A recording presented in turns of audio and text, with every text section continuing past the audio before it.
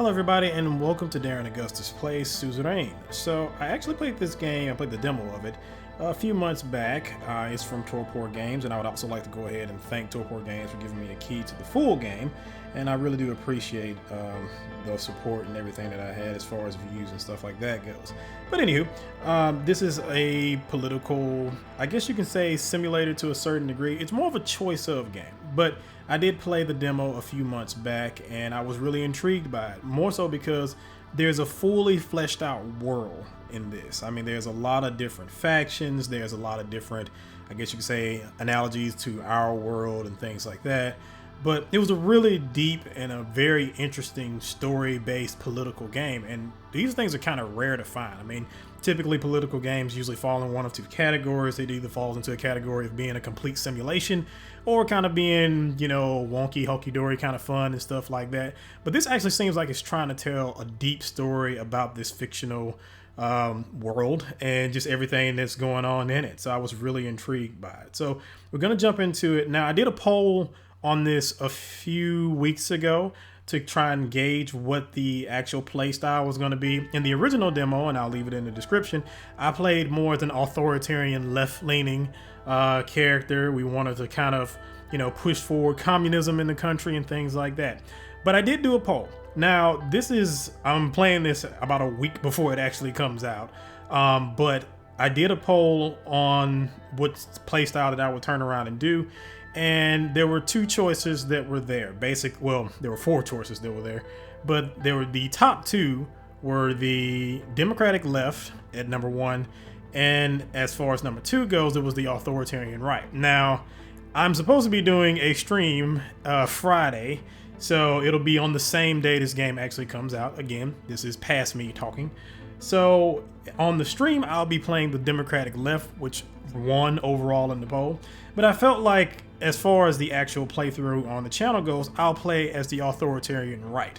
Now, I kind of put myself in a bit of a bind there because I didn't really think about that and what that actually meant political-wise. So bear with me if I do make some choices that may not necessarily seem like it's on the authoritarian right. The main point is here that I want to gain power. I'm going to be trying to push forward, I think, a more fascistic type of playthrough, police reform, stuff like that, you know, the police doing whatever they want to and things like that. So that's going to be this type of play style. But bear with me, again, it's going to be a little bit wonky because we're going to have to try and figure certain things out because I didn't really think about as far as it goes with the economy and things like that. It's a little bit easier for me to figure it out as far as like the left goes. I'm a little bit more familiar with that. But as far as the right goes, I'm going to have to try and think about it a little bit more. And I think since I'm going to be authoritarian, I'm going to be a little bit corrupt. I'm going to go ahead and, you know, maybe take some bribes and things. There's a whole host of things that we can do. But yeah, let's go ahead and jump into it.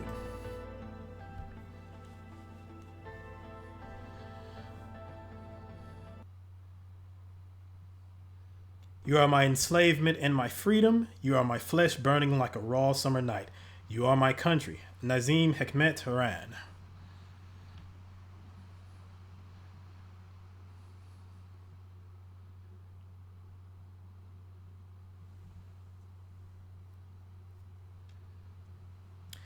"1908, Kingdom of Sordland. You open your eyes to this world. You came from a wealthy family in the city of Lachavan, a middle-income family in the city of Holsword, an impoverished family in the city of Dare." So this is another interesting thing that I do like about Suzerain, and once again, I've mentioned this in the demo. You have to make the story of your character. Every single little aspect of it, you get to choose. You get to choose the family you came from, the relationship with your wife, so on and so forth. But this is the full game, so it's going to be a little bit different from the demo. But we're going to start off as a wealthy family in the city of Lachavan. Your parents named you Anton. As the only child of a successful businessman, you had the chance to grow up in a wealthy family. Life was easy at first, and you had the best education money could afford. However, things inside the Rain family changed due to the absence of your father. This affected your mother and you negatively. The years passed. September 9th, 1923. During a history class at school, the bell started to ring unexpectedly. You heard a loud commotion outside. As everyone tried to figure out what was going on, the principal announced the historic revolution. The kingdom was no more. The Republic of Sordland was born. You did not fully understand. You were happy that you had the day off. You were somewhat worried. I think in the previous demo I had, you were happy to have the day off, or I didn't fully understand. But I'm going to be somewhat worried, since I come from wealth. Don't want people coming after me.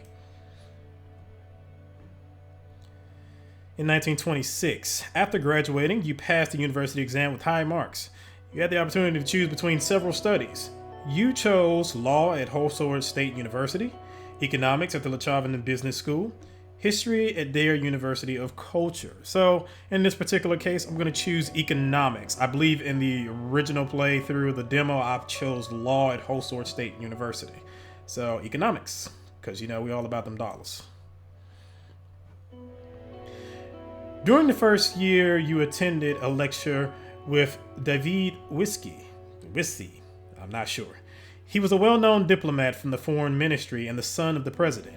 After observing the hall in silence, he explained why a market economy is the better option for Sordland. He argued for a system where prices for goods and services are determined by the open market. You agreed in principle, you questioned what you were being taught, your only concern was passing the exam. We're going to agree in principle. Again, we're going to be all about the free market, capitalism, blase, blase, blase, that type of stuff.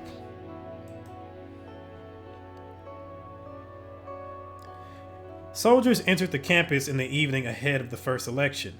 Many were in shock as the uniformed men created a security cordon and started arresting the teachers. A group of students started gathering in protest, along with your best friend, Peter Vector. You decided to protest with the students, avoid any confrontation.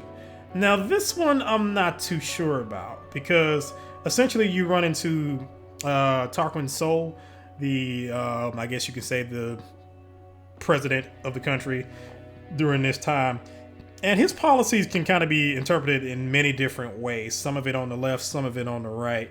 So I think before I chose to protest with the students, in this particular case I'm going to avoid any confrontation.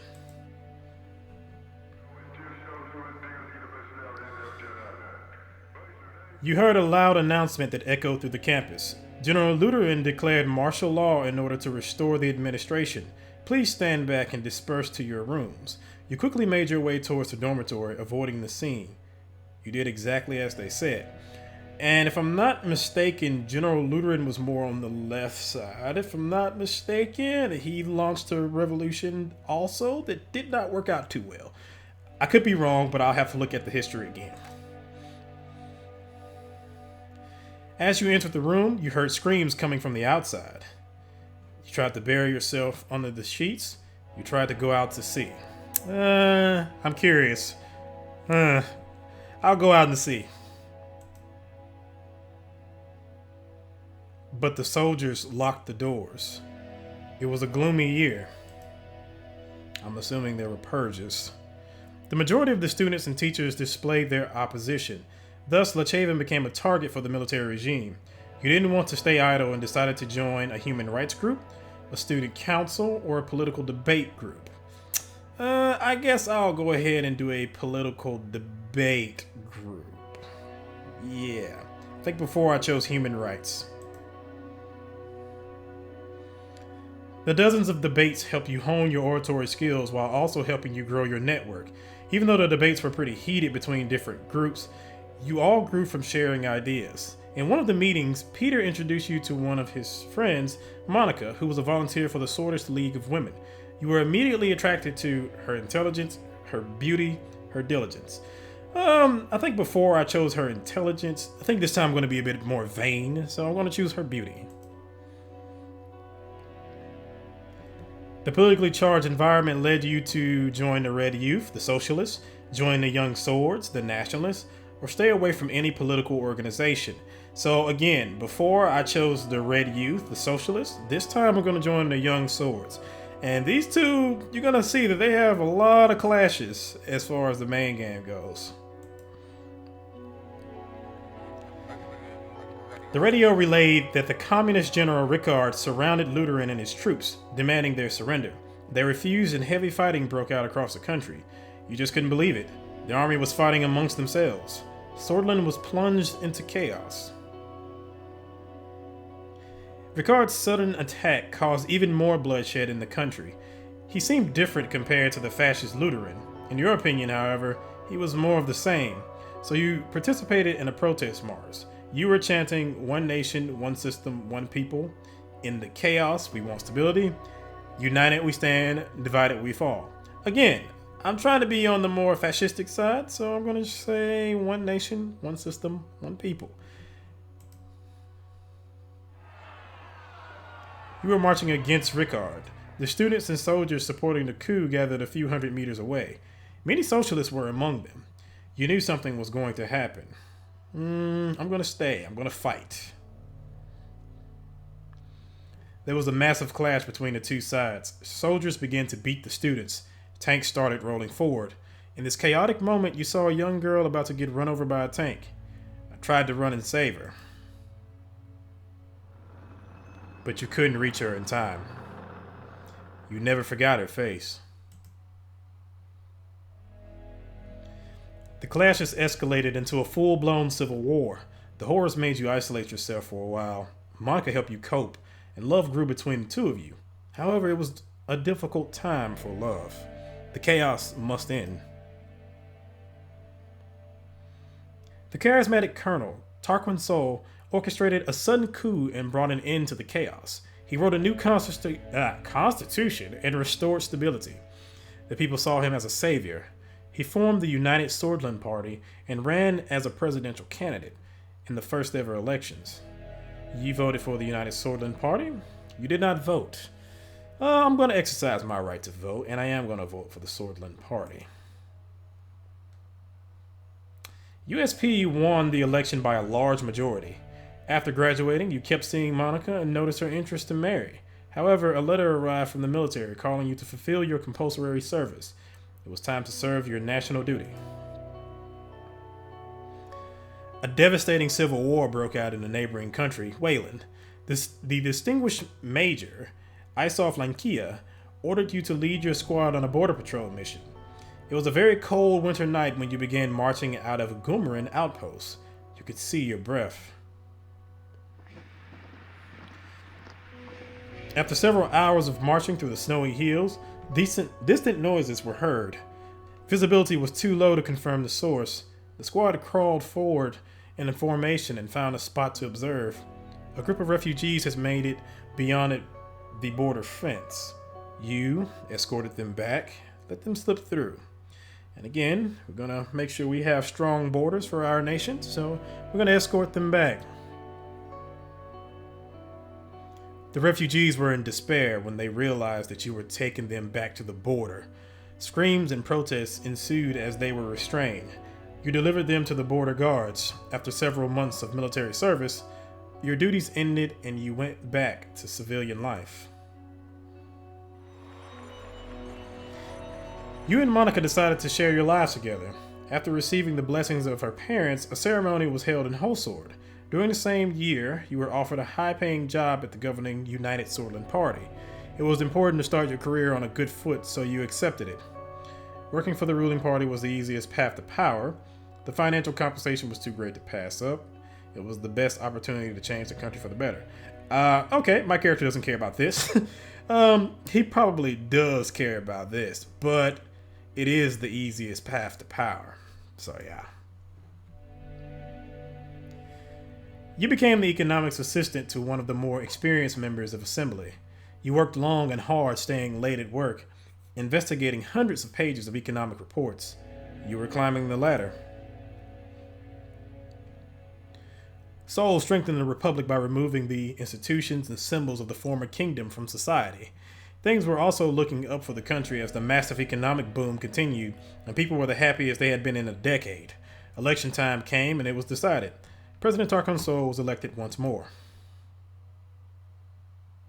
The new 5-year plan and the subsequent work regarding finances put you under a lot of pressure, but your significant contributions to the economic strategy triggered an invitation to meet President Tarquin Sol himself, who offered you a key position. You were to become the youngest member of Assembly. You accepted right away. As the youngest MP, it was difficult to connect with the influential inner circle. You needed allies, so you brought Peter as your right-hand man. The birth of your son, Frank, provided a brief moment of joy and relief. You sacrificed work to spend time with your family, sacrificed family to improve your position in the party. Now, I do remember one thing the developer saying was that I think in the original demo you couldn't really see the effects of this, but now you're probably going to start seeing the effects of this. So, but again, we're all about power. So, sacrifice family to improve your position in the party. I'm sure that won't bite me in the ass at any point. Just like your father once did to you, you prioritize work over family. Along with Peter, you accomplished great things in the party. At home, Monica and Frank felt your absence. Meanwhile, President Sol increased his authority over the years. His growing ego started to cause strife within the party. The cracks began to show. President Sol barely secured a majority in the election against the opposition leader. Over the past year, people were growing discontent with corruption and worsening quality of life. Meanwhile, calls for a united Sordland Party Congress became louder as leadership struggles started to brew. You watched from the sidelines, kept supporting the president, or joined the internal opposition. Now, due to my playstyle, it would probably be best for me to join the internal opposition. However, from what I do remember about the United Sordland Party is that there's still a lot of people that's going to be loyal to Tarquin Sol. So I'm going to keep supporting him and try and gain, and hopefully that'll give me their support as I go through the main game. Maybe that'll help me out later on. So I'm going to keep supporting the president. The contender for party leadership was Ewald Alfonso, a reformist and talented business magnate with a growing popularity within the party. You were trying to secure votes for President Sol, who noticed your loyalty and approached you with a lucrative deal. You had a meeting with him.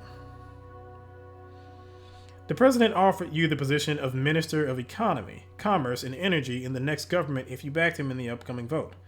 I accepted.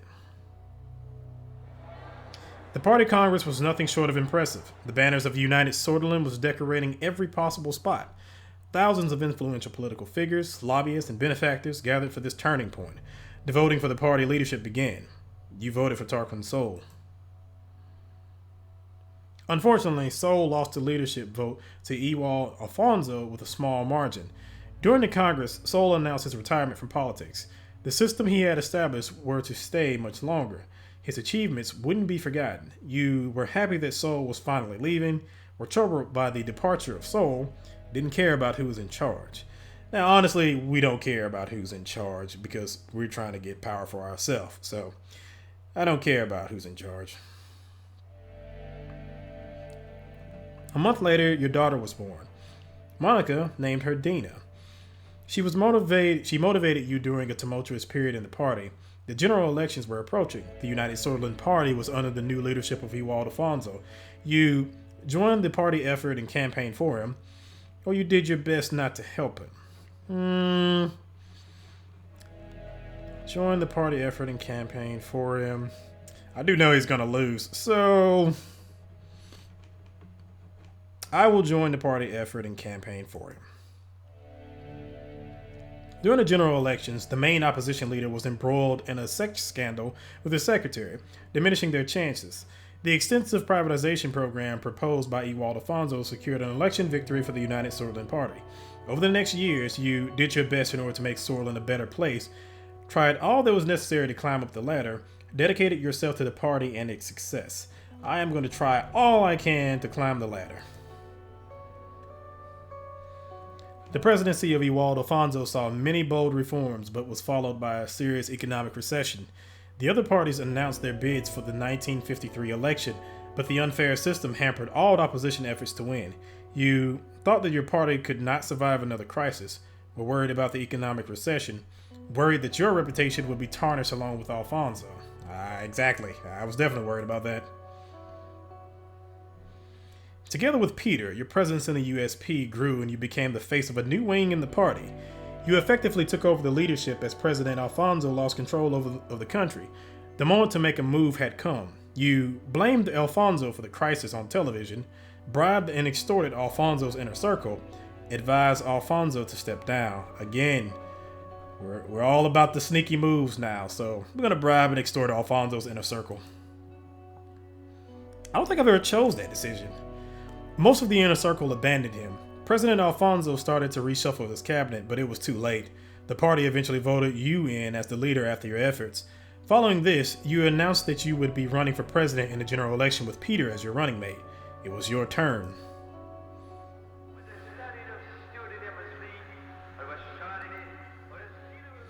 After visiting every city and town during the campaign, you made a speech on state television. You promised to enact democratic reform, preserve national values. That's what we're going for here. Great nation of Sordland. Due to the incompetent leadership, enemies both internal and external are influencing our glorious nation. Today, more than ever, we need to unite under one flag and protect our values. Greci Sordland. The broadcast ended. On election day, millions went out to cast their votes. It was time to face the truth.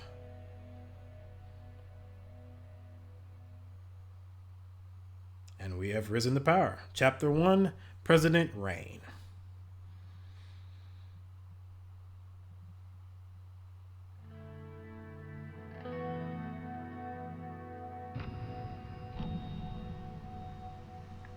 As Anton Reign, you have made many promises to the people of Sordland in order to gain their votes. They must be considered very carefully. Economy. Sordland's economy has been based on a planned doctrine since its formation until the former president, Ewald Alfonso, enacted free market reforms. Now the country finds itself in between two different economic systems. We're going to promote free market reforms, so we're going to continue on his path. I'm sure the business sector will like that. Diplomacy. The intensifying global rivalry between capitalist Arcasia in the west and communist United Cantana in the east is opening new diplomatic possibilities. Sordland could take steps to align itself closer to one.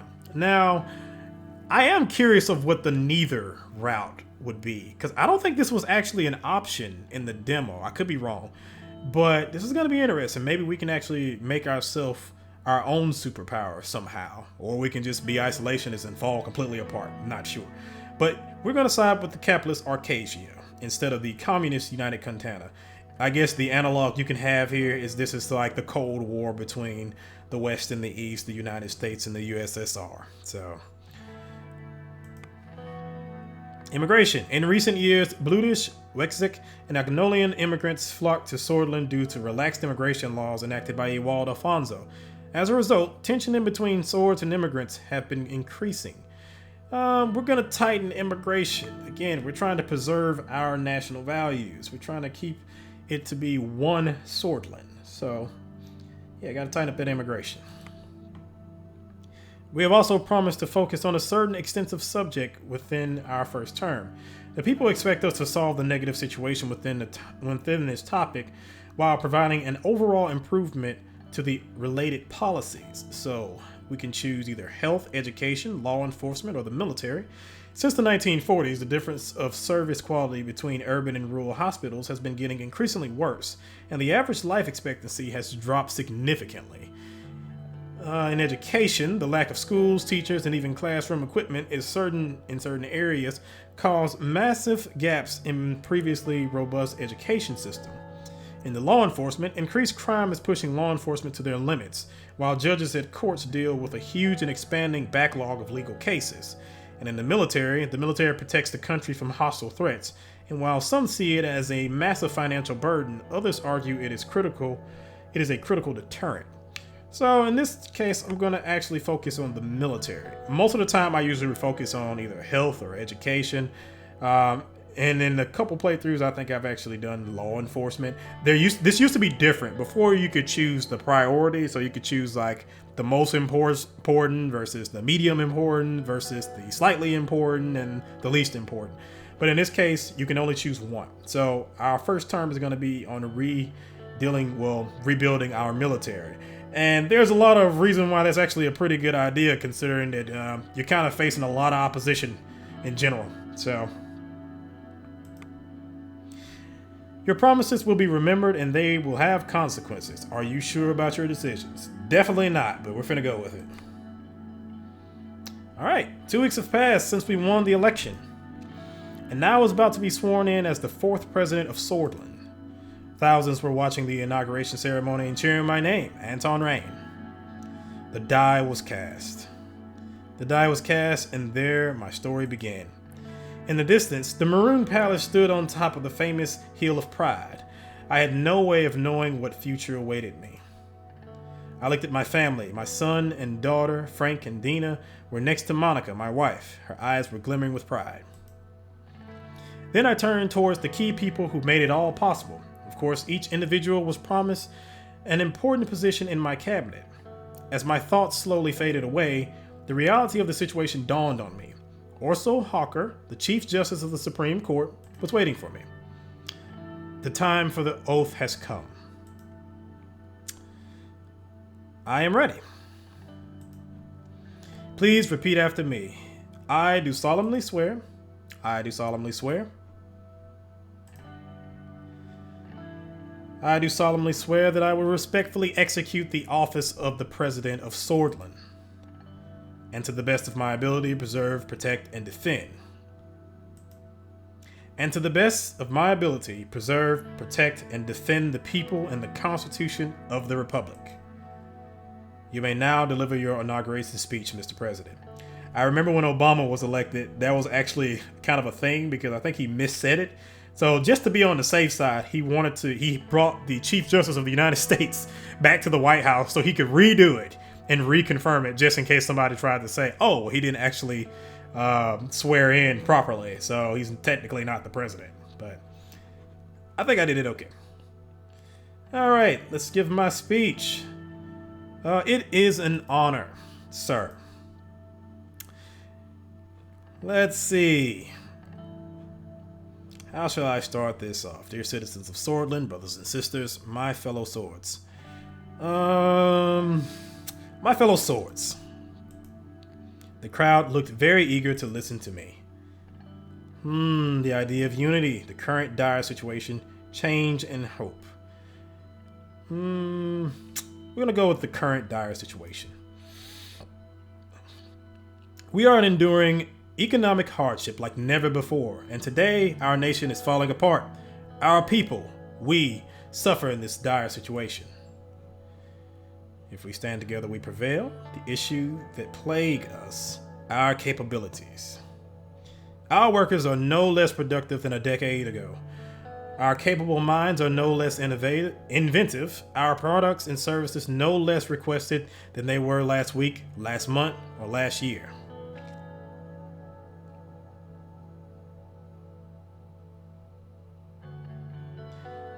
The future awaits us. It's time to turn our faces to the west.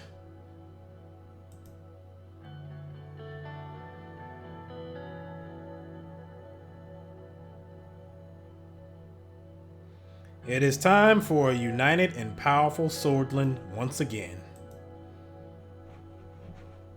Hundreds of thousands cheered. They were shouting my name in unison. I felt the responsibility, the power, and the burden all at the same time. And I'm going to raise my fist, which triggered a huge applause. I took a long look at the people of Sordland to burn this moment into my memory. One of the presidential guards came by to notify that it was time to leave. I made my way to the leading car in the motorcade. The presidential state car was a jet black Cadillac with flags of Sordland above the front headlights. Next to it, a man was holding the door. Sergei Walkner. Hello, Mr. President. Still under the effect of the speech I made, hearing my new title made me smile. If you allow me to introduce myself, I am Sergei, your new driver. Well, it's nice to meet you, Sergei. Or at ease, Sergei. As you wish, Mr. President. He respectfully bowed his head before opening the car door and gesturing inside. I entered the car. We will be heading towards the palace. The motorcade began to move. On the way, Sergei proceeded to explain his duties as a driver. As minutes passed by, I found myself lost in thoughts again, barely paying attention to what he was saying. He suddenly made a gesture towards the now closer palace. Isn't it a beauty, the Maroon Palace? And this is another thing about Suzerain that is very, very nice and very interesting and something that I really love.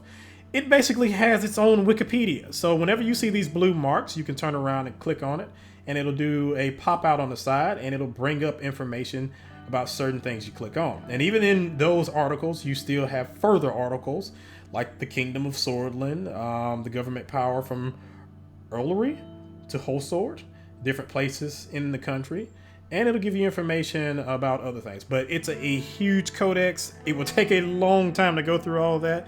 But yeah, just something that we have there. I could probably do a little run through of it one day if that's something people are interested in. But just so you know, that's there. He was right. Sunlight glinted off the palace's many maroon-colored domes. It was so bright that I had to look away. Every time I look at it, I am reminded of my duty to this nation.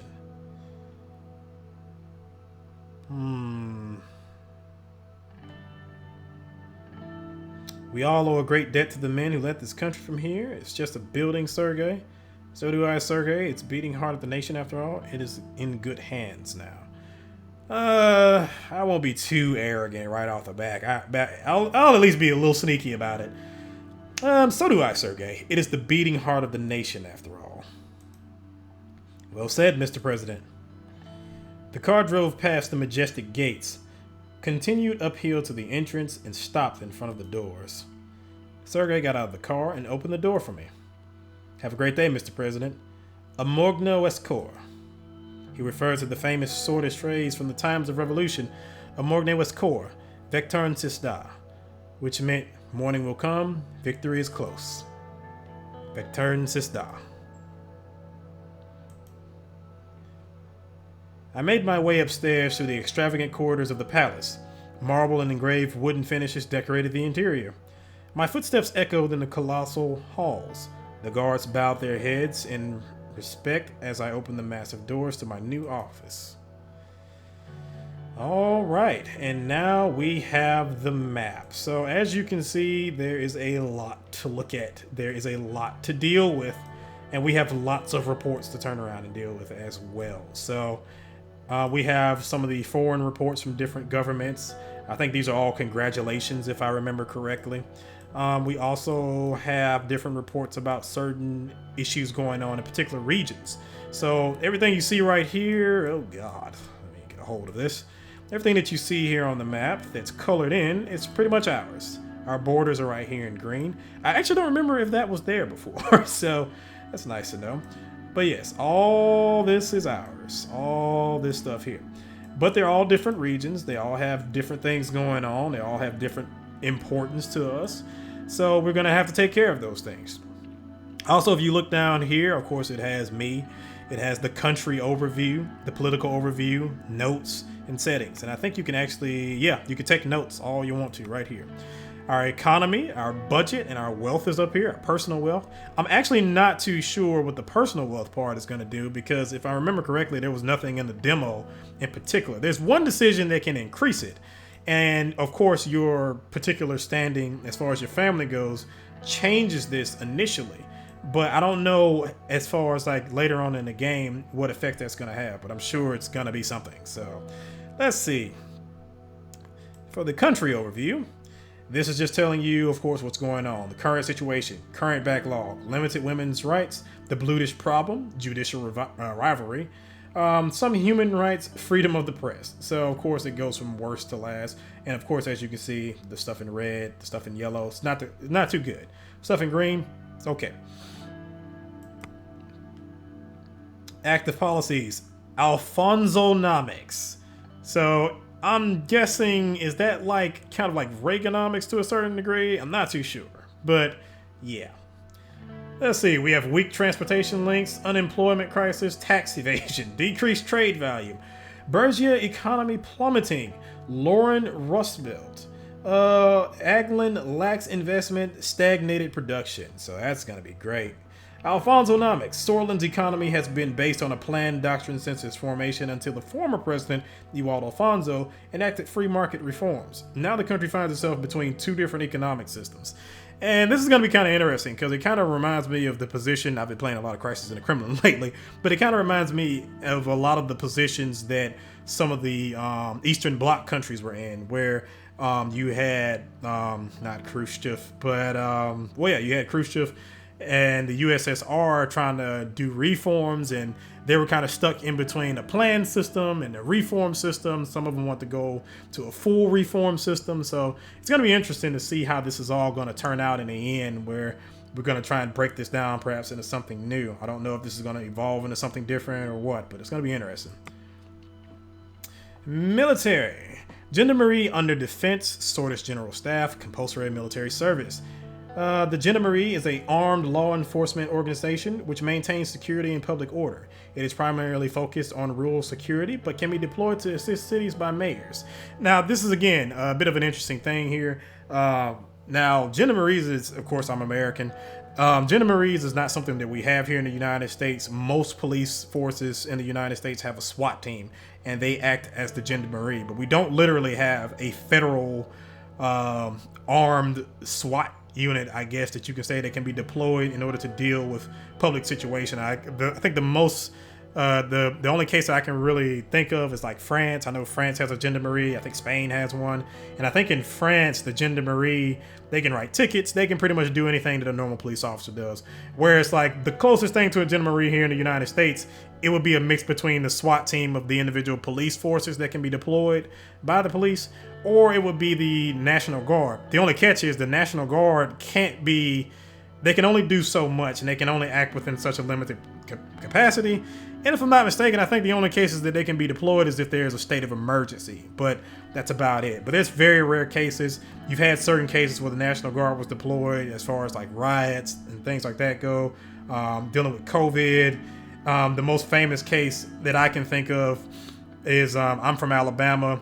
Of course, in Tuscaloosa, there was the situation where you had the governor barring the way for students to turn around and enter when George Wallace was the governor. Infamous racist time during Alabama's history, and of course the National Guard was federalized, and they told George Wallace he had to get out that door, and he did so in order to let black students in. But yeah, it's very rare when certain situations like that happen. It's usually not that serious, but yeah, we don't have a Gendarmerie here in the United States. Anywho, we have military interference in politics, outdated military equipment, internal security jurisdiction, experienced generals, large reservist pool. Yeah, and each one of these have little things about them too. Now again, we're going to find out this as we go and talk to our staff, so on and so forth. But yeah, and a lot of this also I covered in the demo, so if you want to check that out, it's all in the demo. Welfare, freedom and curriculum, voluntary vaccinations, Veteran welfare principles. Under the law, educational institutions have the freedom to teach either creationism or evolution. So I guess this is our active policies, and over here it's a little bit different. These are the current situations, and that lets us know what's going on here. We have overburdened welfare system, low quality rural healthcare, inaccessible rural education, inconsistent curriculum, soulless education, and good urban institutions. So again, this kind of sounds like a huge amount of the American problem here. If you're in a city, the typical education is a lot better. I think I brought this up in the demo, but like when I was going to high school, for instance, if you were in a city, the chances of you going to the big university in Tuscaloosa, University of Alabama, was very high. Whereas me, I was in the county, you had to take like a lot of advanced classes and stuff like that just to even get a shot. So it was pretty hard to turn around and get through that. And this is kind of the problem that's going on. There's also kind of the Rust Belt area. They have their own Rust Belt, which is the Midwest here in the United States, Indiana, Ohio, things like that. They got ravaged basically by a lot of the industries up and leaving. And to a certain degree, they've also been ravaged by the South to a certain degree, because the South has gained a lot of the automotive industries and stuff like that. They used to be in the North. But the labor laws are a lot more lenient here in the South. So I guess that's kind of a big reason why that's happened. So, and of course, China. And the situation of order, state security privileges. Members of the security apparatus in Sordland enjoy excessive privileges in society. That's also an American problem to a certain degree. Our military-industrial complex, Jesus Christ. You know, I think the last thing I saw, the United States spend like $13 trillion on defense. So, yeah. And we have issues with corruption, illegal immigration, and organized crime. So, but again, you know, we're all trying to get that dictatorship. So they might want to go ahead and change their tune, because I'm all about sending the military in and being as brutal as possible. So I'm going to enjoy this. But diplomacy. Neutrality. Neutrality is a foreign policy to not align with or against the power bloc. So I'm guessing at some point in time, things are going to heat up between Arcasia and United Contana. It took me a second to realize what it was. But yeah, I'm pretty sure things are going to kind of start boiling over with them. It's kind of a proxy war between it. So, I mean, it's in the name Suzerain, for God's sakes. But yeah, I'm pretty sure that's going to go ahead and boil at some point. We also have to deal with Ruth. I think it's Rothberg. I can't remember. But we'll encounter them later on. So, OMEC member. The Organization for Markopian Economic Cooperation stimulates economic progress and increases continental trade. And we are an AN member. The Alliance of Nations is a global organization that maintains peace, security, and cooperation among nations. So this is basically the United Nations. I want to say OMEC is essentially OPEC in our timeline, but you know, we'll see. We're also an influential member of OMEC. So yeah. Ah, yes, Roomberg. Yeah, that's the country that we're going to have to deal with. So I don't know if we can actually stop it, but you know, hey, if they want these hands, they can get them. So, all right. And then there's the political overview. So this lists the cabinet, the factions, the legislative, and the judiciary. So as you can see, there are quite a few people here. This is our current cabinet. I don't know if this can actually change over time. I can imagine it will. Maybe because you don't want certain people in there, or maybe because you can force certain people out. Not sure.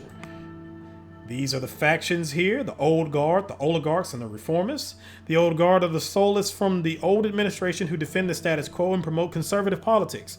Some claim that they have established a deep state to control the state apparatus. The key figure is Orso Hawker. Orso is the leader of the Supreme Court and has established links with many in the administration. So, you know, again, this is the reason why I kind of want to be careful, because I'm pretty sure they're going to they're going to be a problem at some point in time. The oligarchs are the few powerful elite who've controlled the majority of wealth in Sordland. Their influence, both in and out of Sordland, have been growing due to the privatization efforts in the past. Key figure is Walter Tuss.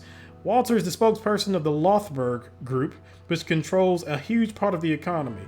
And you'll see, like, the Lothberg Group is essentially the Bilderbergs in real life.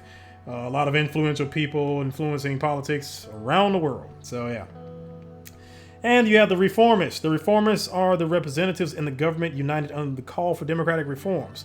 Over the previous years, they have been gaining popularity since the failed rule of the previous government. And the key figure is Franz Richter. Franz is the leader of the PFJP and slowly becoming the face of a major united opposition. So I'm kind of curious about this, because he was also the one that turned around and got involved in the sex scandal, and you'll also find out that he has some interesting ties to certain other businesses. So it's not going to make some of these decisions very cut and dry. But again, we'll get involved in that later on. We have the legislative apparatus here. The USP has 130 seats. The PFJP has 70. NFP have 40. Now, NFP is an interesting group here because, National Front Party. Never heard that name before in France. It's a nationalist, ultra-conservative political party in Sordland, which currently is the second biggest opposition party in the Grand National Assembly of Sordland. It is led by Kizaro Kibner. The NFP was established in 1930 by a group of young nationalists, including Kizaro Kibner, in the city of Jin. The party mainly followed an ethnic nationalist political agenda with aggressive and threatening campaigns throughout the 30s, which made it to be perceived as an extremist party, but later moderated its views under the leadership of Kizaro Kibner, who took over the leadership in 1949 and worked towards making the party more approachable for a larger audience. In 53 elections, NFP gained the best results in its history, becoming the third biggest party in Sordland. So you'll find out later on that in order to get certain things, to enact certain reforms, you're going to have to work with some of these parties in order to try and get something done. Now, of course, the obvious pick is Franz Richter. You're going to have to try and work with him because he has the largest other share in order to get certain things done. However, we might be able to work with Kizaro Kibner, and he has some interesting thoughts about the power that the president of Sordland should have. Things that I'm quite interested in. So, I might want to work with him, but we'll see. And then there's the judiciary. As you can see, the old guards have the majority, with 3 centrists and 3 reformists as well. So for a grand total of 6, if you can convince the centrists. But that's also assuming that you can kind of sway them on certain things too. I'm pretty sure the old guard has something on these people. But, we'll find out later. Not sure. Also, interestingly enough, our Minister of Justice is also a member of the Supreme Court. And that was probably the strangest thing to me. Because in the United States, I don't think this can be a thing. I don't think you can literally have somebody working in a cabinet position, but also work on the Supreme Court. But I'm not sure about the laws as far as Sordland goes, but who knows? That's a bit weird to me, but I'm sure it's going to have some interesting play in the future though. Okay, so enough of that. I won't, get too deep into the lore right now, unless that is something you want me to kind of delve more into. I'll just kind of do it a bit touch and go. So let's check out the report here in Lechaven. Read the report from Lechaven. Port of Lechaven loses importance. Subject: Port of Lechaven loses importance. You just said that twice. The latest marine traffic reports show that the Port of Lechaven is no longer the busiest of the Marcopa continent, falling behind to the 3rd position. While this is a negative indicator for our administration, Lechaven still has the potential to shine again as a major trading center. The Port of Lechaven is the largest port of Sordland and holds enormous importance for the economy, particularly as the main distribution center linking the capital and the inner parts of Sordland to the rest of the world. This major port city will hopefully keep supporting a possible economic upturn in the country if investment projects succeed. Jesus. Okay. Words are kind of hard right now. Read the report from Arvery. Lack of investments. The mayor of Arvery, Eric Neal, reports a lack of adequate infrastructure around Arvery, which seriously undermines the attractiveness of Arvery's investment climate. Foreign investors, particularly from Magnolia, are becoming hesitant to invest in the city. Meanwhile, according to the data published by the National Business Council, around 19% of a company's total expenditures in Aglan is absorbed by logistic costs, while in peer regions, this figure is below 10%. So we really need to start working on some of the roads and things like that, which was, I believe, one of the projects that I worked on when I was in the original game. Read the report from Lorraine, low production in Aglan. The report calls attention to the alarmingly low levels of productivity growth in the region of Aglan, where there's also high rates of food insecurity, malnutrition, and rural poverty in inner parts of the region. So that's going to be something that we're going to have to deal with at some point in time.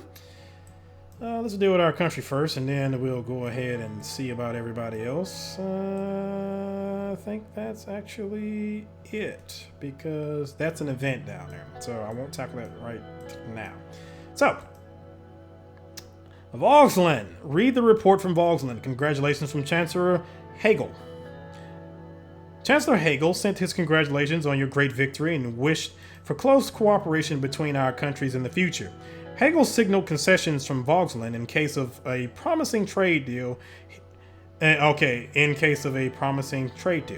He also congratulated the Swordish democracy for the successful elections and warned us about the threat of Arcasia's growing influence poses for the Eastern Marcopa. So now I won't read this right now, but you'll notice that they have some ties to United Contana. So that's going to be a bit interesting. So we'll see how that plays out later on. We have Agnolia. Congratulations from PM Van Horten. Prime Minister Van Horten congratulated us on our election and praised our party's stance on just and transparent elections. He signaled his wishes to continue the trade partnership between our countries as equal partners, as opposed to earlier trade deals which he believes gave Sordland unfair advantages. Interesting. So that's going to be something we're going to have to deal with. And as you can see, he's a little close. It's going to be, bit of a problem here. Rumberg has nothing to say to us. They are probably not happy with us for whatever reason. Congratulations from President Smolak. President Smolak sent his congratulations on the election victory and wished for a cooperative future between Wayland and Sordland, signaling desire to normalize the diplomatic situation between the two countries. Okay. And again, I will get into that on another video, but we'll see how things go. And what else do we have? From Lesbia, congratulations from President Alvarez. I don't actually have anything I can click on for him. President Alvarez congratulated you for the results and spoke about his hopes to have a beneficial partnership deal in the future. He sent his best wishes to the Swordish people and warned us about the threats the encroaching Melanevis influence of United Cantana from the east, emphasizing the importance of unity in our continent, Marcopa. This didn't actually have a symbol before, so interesting. Melanism is essentially communism, but again, we'll get into this later on at some point. I would probably say it's a little bit more Stalinistic, but we'll get into Leon Melanev eventually. I'm pretty sure I'm pronouncing his name wrong. All right, so let's get into the capital. We have reports to read, we have a briefing on the current political situations, and we have a briefing on the current economic situation. Again, most of this stuff was covered in the demo, but we'll still go over it, just in case there's been anything that's different. The mayor of Holsword reports that the rising population and fast urban expansion has resulted in high levels of congestion in the city's traffic. The logistics report underlines increased traffic and slow transport routes as the biggest problem of the capital. The mayor also reported that the absence of a well-designed, large land-based logistics center where all transporters come together is one of the greatest problems for domestic transporters, because Holsword is a big metropolis. Transporters are scattered all over Holsword, having established such centers in 10 different districts. Jesus, okay, definitely do work that out. All right, report from Holsword. General Staff gathers. The General Staff convened right after the election to congratulate our victory. All branches of the Swordish Armed Forces were represented in the meeting that took place at Camp Strongarm with massive security measures. The Chief of Armed Forces, Valen Kruger, made a public press statement highlighting the increasing chances of military confrontation in Eastern Marcopa and thanked us for the promise to strengthen and support the military. So as you can see, already some of the choices that we made are starting to come through. So I don't think that was a thing before, if I'm not mistaken, but there were only so many choices that I did. So interesting, very, very interesting. And again, we'll get into all the people at another time. All right, briefing on the current political situation, briefing on the current economic situation. We'll go ahead and do the current political situation. Peter Vectern arrived a couple of minutes early and sat across from me. He was struggling to hold back his smile. We did it, Anton. We won. Finally, the bribery, the backstabbing, it's all paid off. Would you please not say that so loud? Peter's eyes sparkled. The strain of the past months had put a damper on his usual rakish charm, but today he was looking and acting more like his old self. He loosened his tie and undid the top 2 buttons of his shirt. Enjoying the new secretary I picked out for you? Thought you'd appreciate her gorgeous set of talents. It's a shame the rest of your staff aren't as easy on the eyes. You see, I don't remember him saying this before, but I'm pretty sure she's gonna end up being a problem at some point in time. It's got Monica Lewinsky written all over it. He gestured to the slight paunch that protruded over his waistband. But hey, back in university, did you ever imagine we would be sitting here in the Maroon Palace? We have to celebrate this great victory. Let's celebrate then. I got my hands on something special for us. An Ullery Maroon 30-year-old. We will celebrate at the inaugural ball. Just hang in there until the evening. This is not the time to celebrate, Peter. We have work to do. Nah, we won. Let's go ahead and celebrate. I opened the expensive bottle of whiskey and poured it into 2 glasses I prepared. The exquisite smell filled the room immediately. The 1924? That was my freshman year. Also the year after the revolution. Very difficult times, to be honest, but this smells like heaven. The future awaits, Peter. Toast! I raised my glass and toasted with Peter before smelling the whiskey and taking a sip. The sweet vanilla tone combined with an oaky taste developed into a lingering smokiness. Peter really seemed to be enjoying himself. What a taste. This is how we should start all meetings, Anton. We wouldn't get much done. Remember the last administration? Yeah, but we're different. They just enjoyed the privilege. I hope it won't be the case for my cabinet. We can't make the same mistakes again. That's true. We learned from it all. I don't know if you learned from it all. Yes, we did. The door swung open and Lucien Galad, my chief strategist, walked in. He was a compact man with sharp bird-like features. After briefly surveying the room from wall to wall, he sat down, poured a glass of water, and opened his briefcase in a series of quick, graceful movements. Gentlemen, the tall case clock in the room struck 3 o'clock. Damn, you're exactly on time. Hello, Peter. Lucien then turned towards me. He very slightly bowed his head.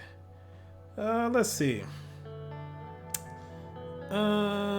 Lucien... I guess I could be nice. I mean, it's not going to be that big of a deal if I can just be a little nice. It is a privilege to be here, sir. Lucien spoke in soft, clipped tones that immediately drew your attention towards what he had to say. Peter and I waited for him to proceed. We will start the meeting by evaluating the current situation. The majority of the Swordlish people demand change. They are more concerned about the economy than the Constitution, but they blame the system for their problems. People are losing their trust in our democracy. They expect us to bring the change the last government did not. Franz Richter, leader of the Reformists, believe that true change can only be done by transferring some of our powers to the Assembly. I will move on to the details of their demands shortly. I agree with the Reformists. Our responsibility is to democratize our current broken system. Ha! No, it is not. Let me see. We need to listen to the people if we want to serve this country. If we lose power as the government, we won't be able to execute necessary changes for the good of the country. Yeah, it sounds about right. It may create issues for us, yes.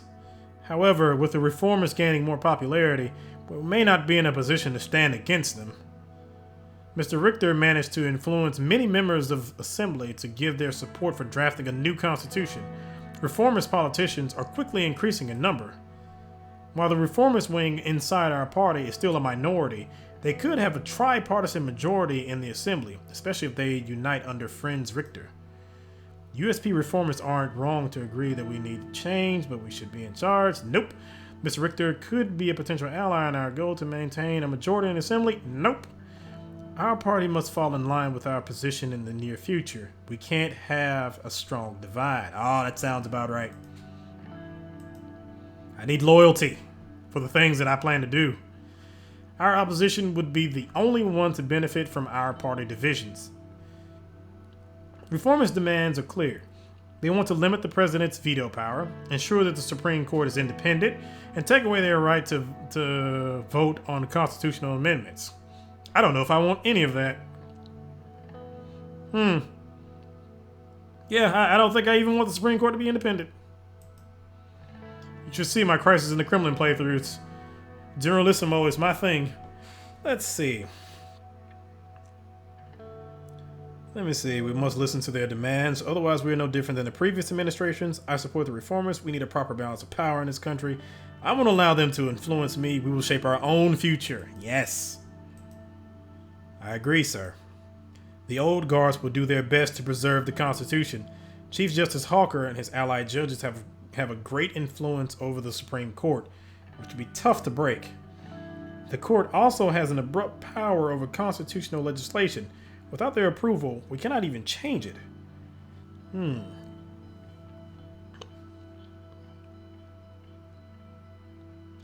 Now, it did say that they want to be, the old guard was more on the conservative side. So, again, since we're playing on the authoritarian right, we're going to be more on their side. So, we can go ahead and not go against them. And plus, they pose a big risk, too.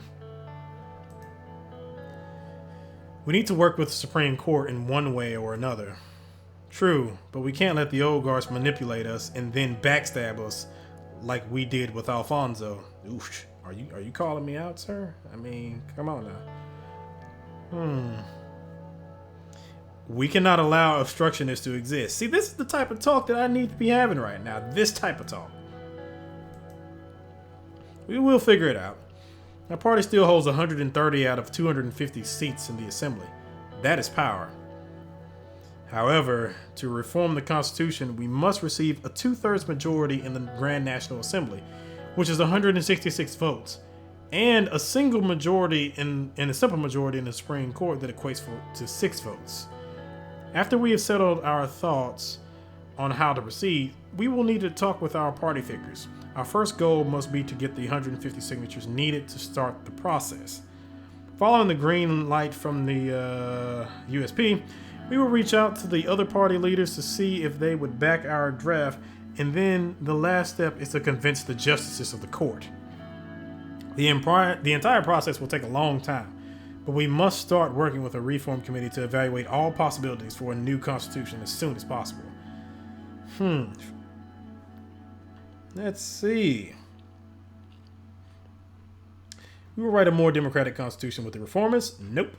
The new constitution should give the president wide-ranging powers to lead Sordland into the future. Yes, that's what I want.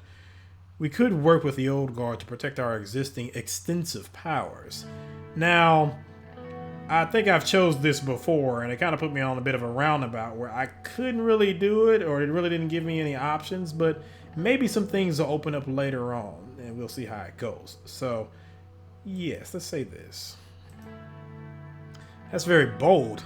Then we must start with eliminating the Supreme Court's authority over constitutional legislations and maybe take their immunity away. We also need to address the loopholes regarding the presidential vetoes to keep the balance for such an act.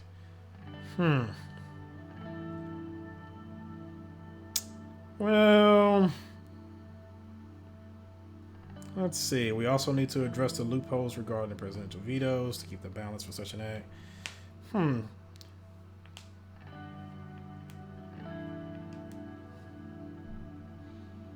I guess we can have some reform. I mean, we're going to have to give a little to get a lot. I would just like to just take a lot without giving anything, but I'm pretty sure that's not going to be a thing. Peter looked troubled. It would be very difficult to explain that case to the reformists. Taking the legislative power of the Supreme Court, but holding your own absolute authority over legislation would look like a power grab. We would lose all reformist support.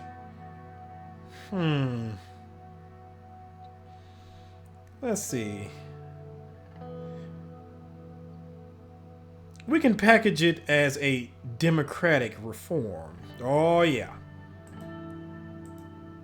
The public might be persuaded, but the reformists in the assembly are not going to fall for that.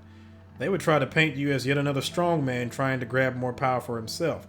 Now, if only there was some type of media that I had that could just go ahead and just paint me as a savior of the people.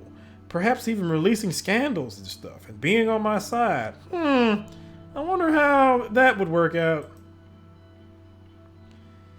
Let's see. What do you suggest we do then? According to the initial draft we made with the reformists, there are 2 changes to the Constitution that are not open for their discussion. Lucien opened his dossier. First, the Supreme Court would no longer vote on constitutional amendments. Second, the president's absolute veto will be taken away. This can be replaced with a limited veto system by fixing the current loopholes. So yeah, unlike the United States, they have a completely absolute veto that you can just veto anything. It doesn't matter. In the United States, if the president vetoes anything, it goes back to the Senate, and I think the Senate can override the president's veto under certain situations.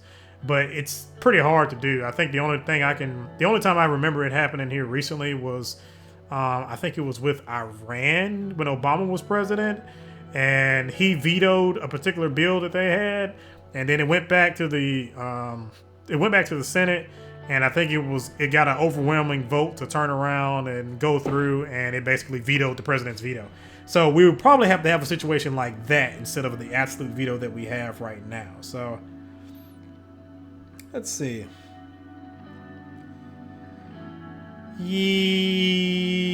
Yeah, because I don't want the Supreme Court to have complete power, but I do need to work with them.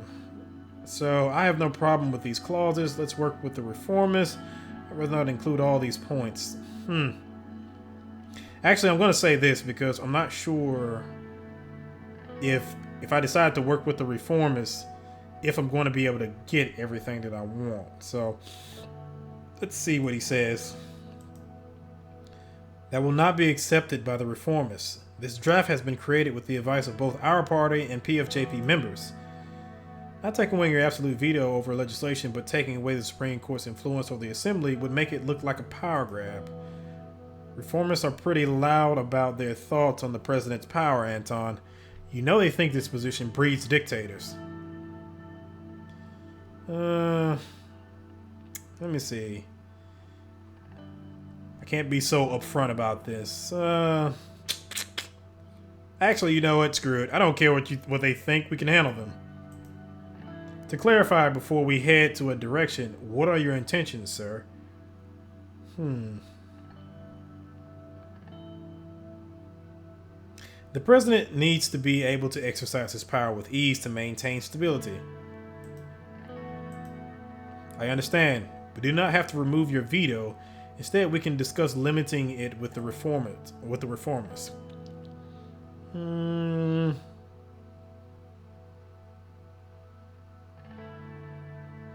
I don't intend to pursue constitutional change. We will reach out to the old guard. See, this is what I meant. You kind of end up in a roundabout conversation. So I really feel like I shouldn't work with the reformers. I think I need to work with the old guard. So I won't pursue constitutional change. We will reach out to the old guard. And hopefully at some point in time I can screw them over. Lucien scratched his head.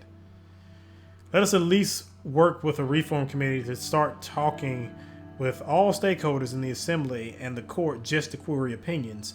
I'll try to reach out to the old guard in the meantime. More information about the request of each parties and reform contents will be available later this year. Then we can make a final choice whether to reform or not. Lucien took notes. Another important point. We must be aware about the Lothberg group.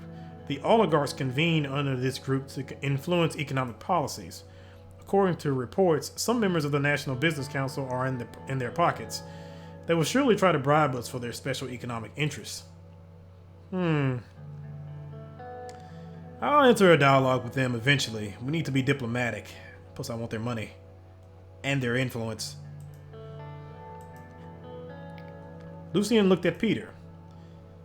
As far as I know, Simon Hall has some ties to this group, and we may try using his influence if we deem it necessary. I'm aware of Mr. Hall's wide net worth. That will come in handy. They are an important force, one that we can use to our advantage. That group is dependent on our economic policies, can't move a finger without us. Let's go with this middle one here. They will only side with us if they see an advantage. We need to tread carefully on all sides with all power players in order to survive our term. Lucien looked at his watch. Well then, gentlemen, precisely 30 minutes. I feel like that would have been more than 30 minutes. This concludes our political briefing for today. Our next meeting will be about our media strategy. Talk to you soon, sir. I will keep in touch. See you in the next meeting, Lucien. Anton? Lucien and Peter bid their farewells and left. Alright, so we've got basically our way forward. We're starting to kind of pave our way forward and decide what things we're going to do. So I'm going to go ahead and stop it right here, and I'll pick this up in the next video. We'll check out, we'll read the report from Holserd, check out our media strategy, the briefing on the current economic situation, and we'll also check out what's going on down here in Dyer. So yeah, if you liked the video, please like the video. If you want to see more content like this, please subscribe, and I will see you in the next one. See ya.